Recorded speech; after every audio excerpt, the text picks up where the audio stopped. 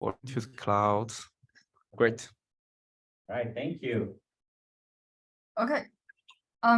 So this talk, I'm going to tell you about the recent work FlexGen, which is a system we built to do high-throughput generative inference of large language model with offloading on single GPU. And let's begin with some background of large language models. I guess most of you already know, but still. A language model can predict the probability of next word given the prefix of a sentence. With this capability, we can then use a language model to generate text. It outputs the next word or next token one by one. This abstraction is so general that we can cast many different tasks into this form, such as question answering, translation, and summarization. We can use natural language to describe the task and let the language model fill out the answer. Though large language models are very powerful, it is also very expensive. Let us take the famous GPT-175B model, for example. Nowadays, the model are become smaller, but still. For this model, the model size is about 325 gigabytes in half precision. And to fit this model into typical gaming GPUs, such as RTX 3090, you need at least 14 of them. To fit this model into high-end server class GPUs, such as 80GB A100, you need at least 5 of them. The expensive cost of these models motivate us to initiate this study. Democratizing AI is one of our major motivations. So as we said, large language models are very powerful and expensive. Currently, only a few wealthy institutions have the ability to train and serve them.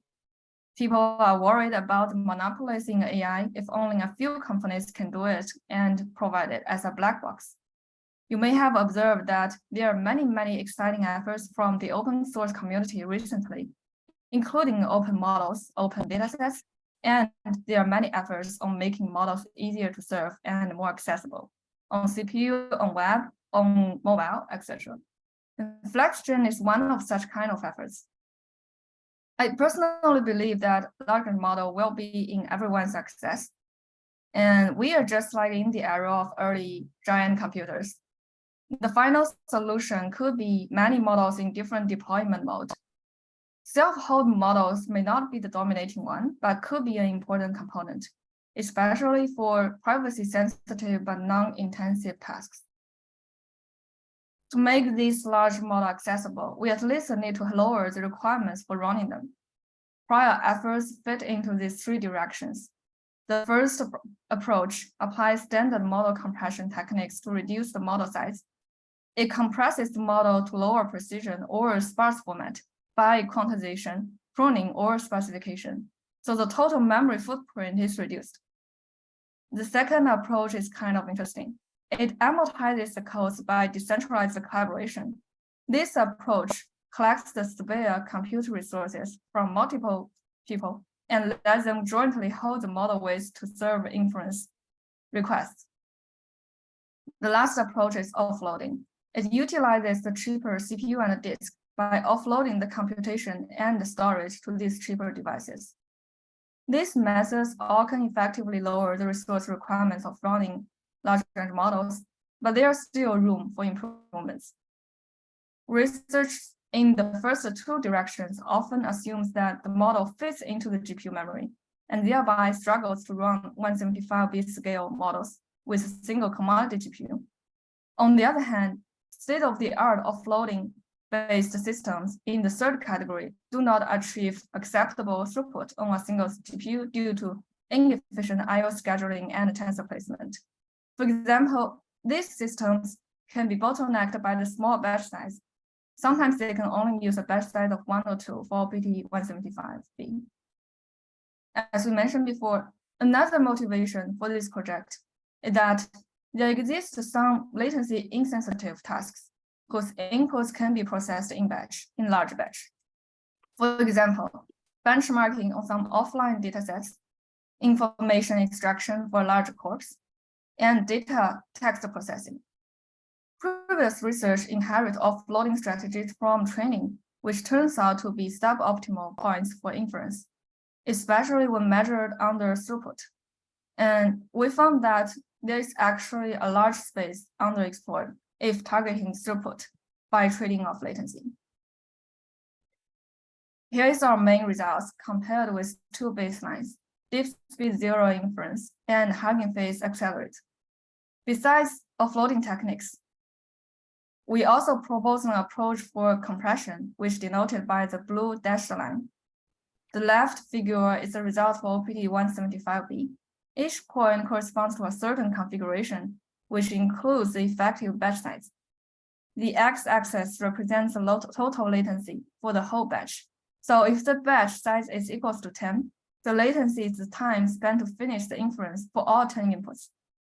The y-axis represents the generation throughput for the whole batch, which is evaluated as the total number of tokens generated in a batch divided by the total latency. Naturally, by increasing the effective batch size, the latency will increase, but we can achieve a higher throughput.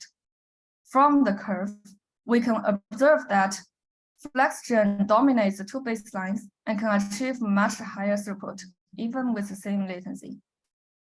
The deep speed and accelerate stop with a small batch size because of out of memory. Now, let's move to the methods behind the FlexGen. Our contribution can be summarized in three components. The main technique is to design efficient offloading strategies for high-throughput generative inference on a single commodity GPU. Basically, to run an LLM with limited GPU memory, we can offload it to secondary storage and perform computation part by part, partially loading it. On typical machine, there are three levels of memory hierarchy, as illustrated in the figure. Higher levels are faster but scarce, while lower levels are slower but abundant. In throughput-oriented scenarios, we can sacrifice latency by using a large batch size and amortize the expensive I/O operations among different memory hierarchies over a large batch of inputs. We will explain this in more details later. In addition to offloading, we also propose to use a 4-bit quantization on both width and attention cache to further increase the throughput with negligible accuracy loss. The offloading scheme can also be extended to its distributed GPUs with pipeline parallelism. Let's start with the offloading part. To run generative inference for a large model on a single GPU, the I/O cost would be a huge bottleneck, which cannot be hidden by overlapping with computation. We focus on the decoder-only transformers, and let's take a closer look at the model architecture. The model consists of multiple layered decoders. Each decoder is also called as the transformer layer. The model will generate one token each time by going through all the transformer layers. For example, suppose we have an input sentence, Paris is the capital city, and a model with 5 decoders. The first pass over the 5 decoders will generate one token, off. We call this first pass as prefill phase. Then every following pass will generate a new token, which is called as decode phase. To do the forward pass over each decoder, we need to have the weights, key value cache, and activations from the last layer on the same device to do the computation. The key value cache is used to compute the attention, so that every new token can look back over all the previous tokens in the history. Each decoder will generate a new KV cache for the input of it.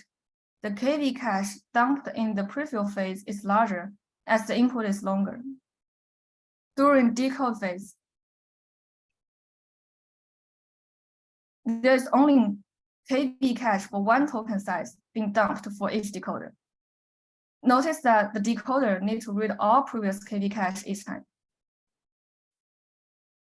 If we flatten the whole dependency, the computation goes through the transformer layers iteratively in a line. Here, each colored rectangle denotes one GPU batch for one layer. The squares with the same color shares the same layer weights. So for one batch, to generate token 0, we load W1, which is the layer 1 weight, into GPU, load the input, do the computation, and dump the KV cache denoted as the gray box for the first layer in the first iteration. Then we load W2 and the activation from layer 1, do the computation, and dump the KV cache for the second layer in the first iteration. When we enter the iteration for generating token 1, we will need to reload the weights W1 and the KV cache dumped from the first layer in the first iteration. In model inference, for a large model with large enough batch size, the size of activations is insignificant. Rather, the size of KV cache could be significant. Consider OPT 175B in FP16, with batch size of 512 from the sequence length 512 and generate 32 tokens. The model weight takes 325 gigabytes, while the KV cache can take 1.2 terabytes as the KV cache for all layers needs to be stored. The activations can be dropped immediately, and the activation per layer only takes 60.4 gigabytes. In FlexGen, we enlarged the effective batch size to 256 in a T4 with 208 GB CPU. So the KV cache is a huge bottleneck besides weight. To evaluate the upper bound of throughput, we assume there are infinite number of inputs. In this figure, each row of the rectangles denotes one GPU batch. Then the problem of generative inference can be seen as traversing all those rectangles within some rules. Square can only be computed if all the squares to its left on the same row were computed.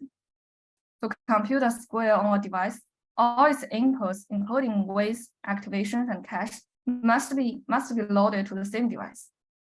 After being computed, a square produces two outputs, activations and KV cache. The activation should be stored until its right sibling is computed, and the KV cache should be stored until the rightmost squares on the same row is computed. At any time, the total size of tensors stored on a device cannot exceed its memory capacity. With higher abstraction, for kinds of problems that aim to optimize the computation cost, not only for transformers or even deep learning, we can always factorize the problem into two dimensions. The time dimension focuses on computation structure that includes computation dependency. We are seeking a solution that can resolve the dependency. It could be try to find a good computation order or try to change the dependency. The spatial dimension is about the data location and the cost incurred by the data movement. In our problem, it is the tensor placement. The design over two dimensions are usually correlated, which makes the direct design non-trivial. One common way to deal with this is to design a search space to capture both dimensions, and so that separate the problem formulation and the search algorithm. As an overview, our solution results in 3 steps. First, we construct a search space that takes the compute order and tensor placement into consideration, corresponding to the time and spatial dimensions. We then build a cost model to map the policies from the search space to the resulting cost, which is throughput in our case. Finally, we'll find a solution, which should be a policy for the computation by using linear programming. So Ying, can I have a quick question on the compute order, the fact that you have to serialize all the decoders, it imposes a very significant constraint on your search space, right? So if you have to honor all the sequential dependencies of generating the tokens in order. So are you assuming a single inferencing round, or are you talking about multiple requests coming in so you can have some flexibility in the compute order? Oh, so what's the question? What I meant is that, so are you assuming a single inferencing round, or are you talking about multiple requests at the same time? Because otherwise, the compute order is very restricted if you have a single request, right? Because all the decode layers across, different tokens have to be completely serialized. Mm-hmm. Yeah, we are assuming that you have a lot of requests at one time. So it's like a offline setting. You have infinite requests of what kind. For batch, right? So you're talking about mainly either in a batch situation, or if you have a serving request, it's very busy, so there's a lot of requests coming in, correct? Or yeah. Okay, all right. And you can arrange the order by yourself. All the information you can arrange how you deal with those requests. Or you can just refer to decoding and then ignorance and dependency. Yeah, please go ahead. Yeah. Okay. So the figure on the top demonstrates a typical order, which is used in deep speed and accelerate. Our formulation is not an automatic search for all the possibilities over a formulation, a computation order formulation, but it's a special design for those decoder-only transformers. So the upper one traverses the graph row by row, finish the whole generation for one batch before starting the next batch. This is good for single batch latency, but because every two contiguous squares do not share the weights, this schedule has to repeatedly load the weights and thus incur huge I/O cost. In FlexGen, we use the zigzag order shown on the bottom. As depicted in the figure, we will load the weights into computation unit for each layer, and then compute multiple batches for that layer, so that we can reuse the weights and thus reduce the I/O cost. That multiple batches are called as a block. The block size is as larger as better, but cannot be infinite, because the KV cache need to be stored until finishing the whole generation. So the block size is bounded by the CPU and the disk memory. We also give a proof in the paper that the zigzag block schedule is within 2 times optimal I/O complexity. A theoretical optimal schedule is also given in the appendix of the paper. Now we can start to define the search space. From the graph traversal problem, there are 2 hyperparameters, batch size and the block size. Beyond of that, where to put the tensors is non-trivial. We use 3 variables, WG, WC, and WD, to define the percentages of weights stored on GPU, CPU, and disk respectively. Similarly, we use 3 variables, CG, CC, and CD, to define the percentages of the KV cache, and use HGHC, HD for the activations. We call the assigned device for each portion as its home device. So each part of the tensors will always be held on its home device and loaded to the other device if the computation needed. So now we have 11 free variables in this formulation, but we found that on each dimension, for each specific variable, it is not true that you always make it higher better. So there are some trade-offs between those multi-variables. Okay. The third component we considered as an option in our search space is the CPU computation delegation. The motivation of using CPU compute is because the computation of attention scores during decoding is I/O bounded, as there is only one token being processed in each iteration. Consider a case where the KV cache is stored on the CPU. Computing the attention scores on the GPU requires moving the entire KV cache to the GPU, which incurs a substantial I/O cost, as the KV cache for the previous context is huge. In contrast, computing the attention score on the CPU does not require moving the KV cache. It only requires moving the activation from the GPU to the CPU. The attention score will then be sent back to the GPU to finish the remaining steps.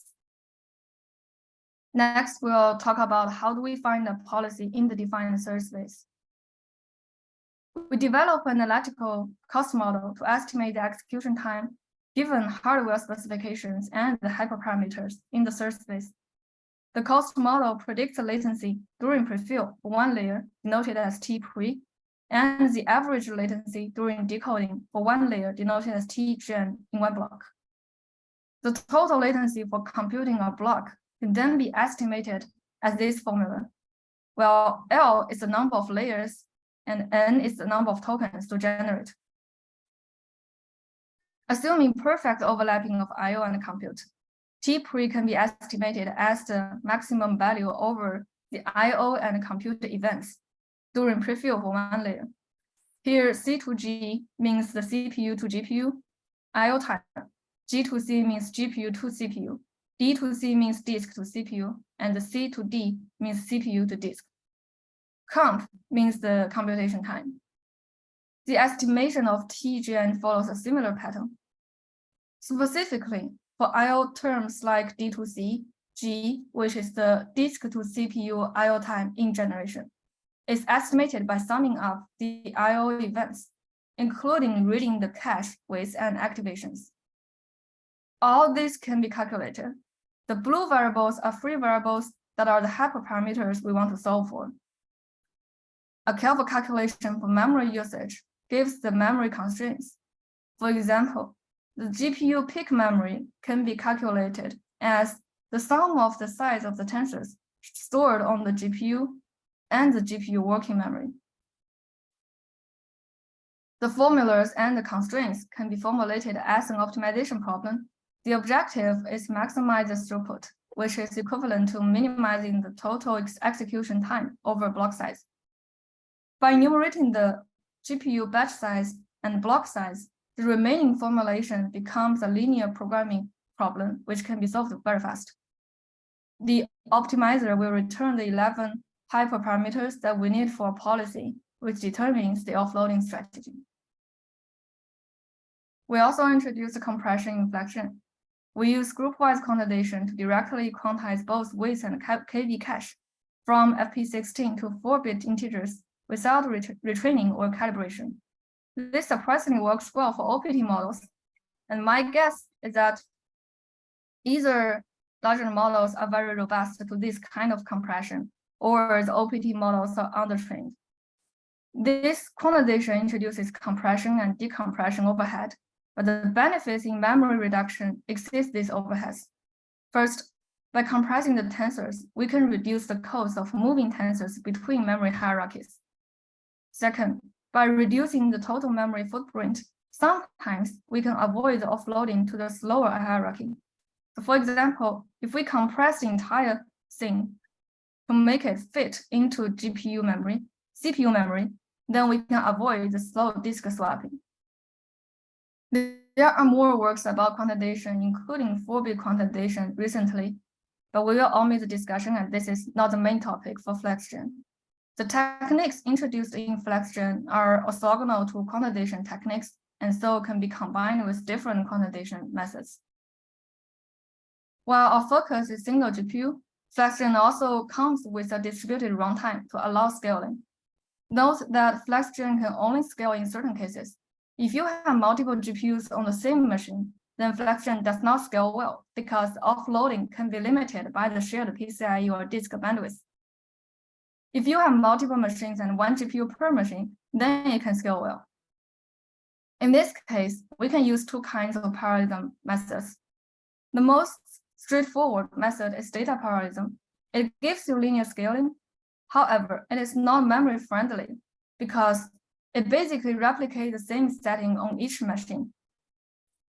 Another method is pipeline parallelism. It can reduce the memory pressure by partitioning the model on different devices.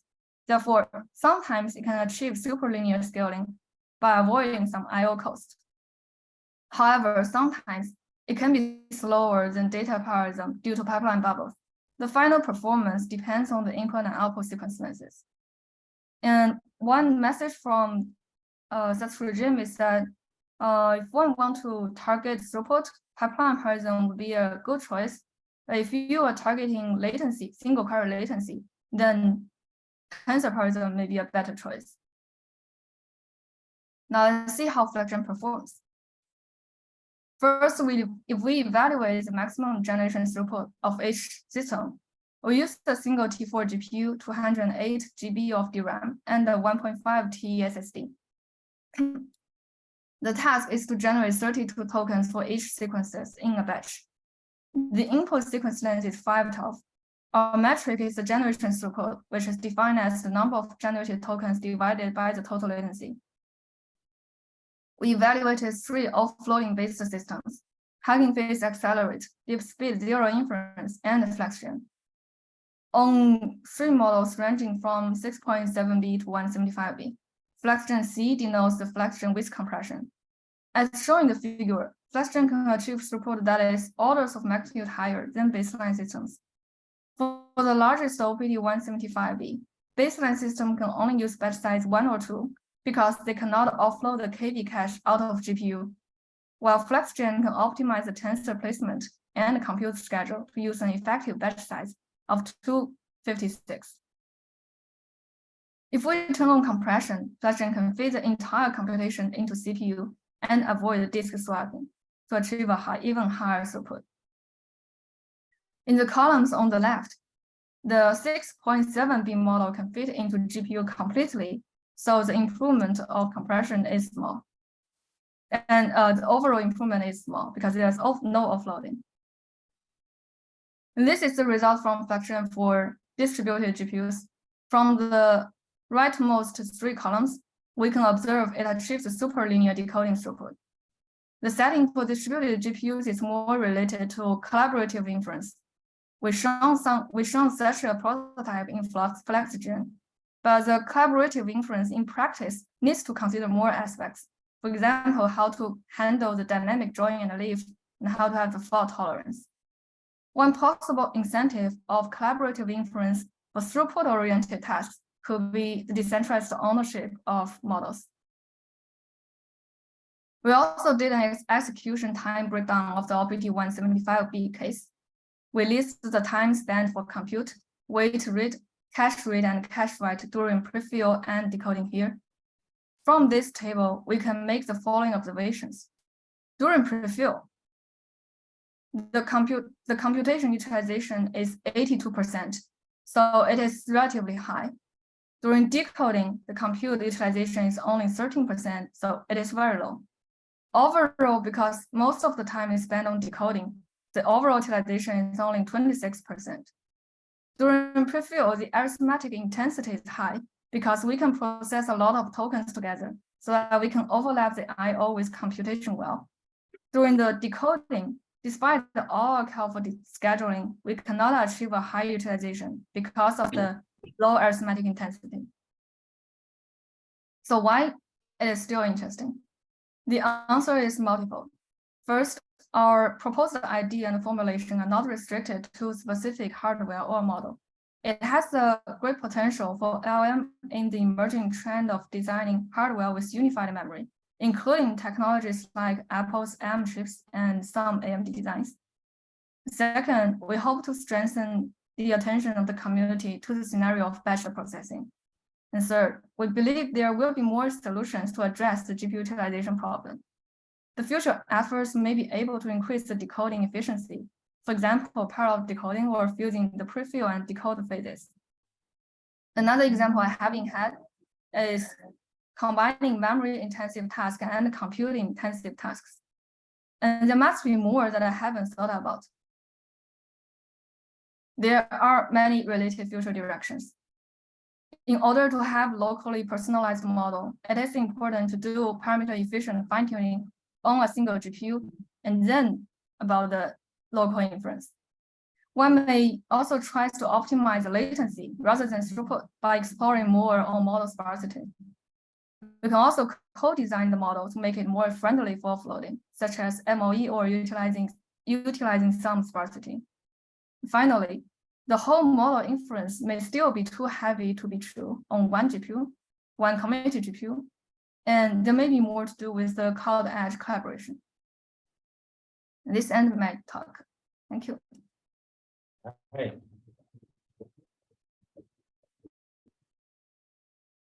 That's pretty awesome. We're gonna have questions for you. Yeah, I was wondering how long FlexGen took to implement, and like what were the parts of FlexGen that took the longest time to implement? What is hard for implementation? Yeah, and how long it took, yeah. Think about the amount of effort here, right? So, and how customized to a specific model, I guess, yeah. I think we spent around full-time 2 months for implementation. And 2 people in 1 month, so like 1 people for 2 months full-time. And our implementation is actually straightforward. We just have opened up the model and re-implement the OPT model inference, and then manipulate the memory, the swapping explicitly. The hard part would be that how you implement that really efficient in real execution. So like the memory manipulation sometimes are not as expected as we want. How you place the tensor, how you put the which dimension to be the which axis can affect the memory, can affect the swapping time. Also, how you handle the memory segmentation also are a big factor. So I think the hard part is how you carefully handle those system level optimizations to make it really efficient. And I think a weak part for such kind of infrastructure is that when you want to support a new model with different architecture, you need to re-implement the model, the inference for the new model if they're differing a lot. But the advantage of such kind of implementation is that it is lightweight, so that we have less overhead because it's independent and not coupled with heavy framework like Hugging Face or DeepSpeed. Another question is, you mentioned that you offload the QKV attention computation on CPU because of low operational intensity. So I wonder if you only do this during decoding or you also do this during prefill stage. Oh, we only do that during decoding. It's a special characteristic for decoding because in decoding phase you just compute for the hidden state for just one token. Yeah. So you have the matrix multiplication over tensor with a shape like 1 times h, and that caused a very low ratio between computation and flops and I/O. So have you looked at the use of speculative decoding in this context here? Because then you have more flexibility on reordering the computation, right? So I didn't hear the first word. No, I said speculative decoding. I mean, I know a lot of people have been talking about speculative decoding in transformers that would allow you to potentially break some of the sequential dependencies in a single request, right? So that will probably give your solver a larger space to reorder computation, right? Right. I think, yes, I think that's a good future direction on this. So rearrange the dependency and maybe also combine prefill and decoding. Yeah. Also, this is going to be a really good match for the Grace Hopper architecture, right? So because it has unified CPU, GPU memory, right? So right.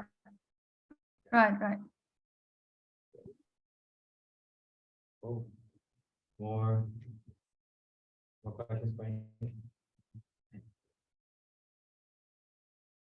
Okay.